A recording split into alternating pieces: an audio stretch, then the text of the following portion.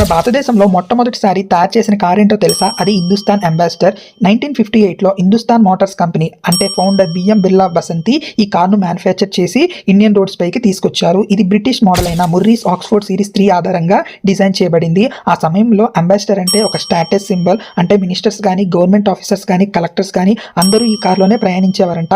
ట్యాక్సీగా కూడా ఈ కార్ని వాడేవారంట. బిల్డ్ క్వాలిటీ గురించి మాట్లాడుకుంటే స్ట్రాంగ్ బాడీ, స్పేసియస్ సీట్స్, అలాగే స్మూత్ డ్రైవ్. ఇది జస్ట్ కారే కాదు, ఇట్ వాజ్ ఎన్ ఎమోషన్. 1958 నుండి దాదాపు 2014 వరకు ఇండియన్ రోడ్స్ మీద రాజ్యమేలింది ఈ కారు. అంబాసిడర్ ఒక వెహికల్ మాత్రమే కాదు, ఇండియాస్ ఆటోమొబైల్ హిస్టరీలో ఒక golden chapter, king of Indian roads అని కూడాను దీన్ని పిలుస్తారు. దీని తర్వాత ఎన్నో కంపెనీలు కార్స్ అయితే మ్యానుఫ్యాక్చర్ చేశాయి. ప్రీమియర్ పద్మిని 1964 అనేసి, అండ్ స్టాండర్డ్ ఎర్ఎల్ 1961లో, మారుతి 800 1983లో, టాటా ఇండికా 1998లో మ్యానుఫ్యాక్చర్ చేశాయి. ఇలా ఎన్నో కార్లు 20th సెంచరీలో కూడాను, 21st సెంచరీలో కూడా తయారు చేశారు. స్టార్టింగ్ నుంచి ఎండ్ వరకు ఈ కార్ని అయితే మ్యానుఫ్యాక్చర్స్ అయితే చేయడం జరిగింది.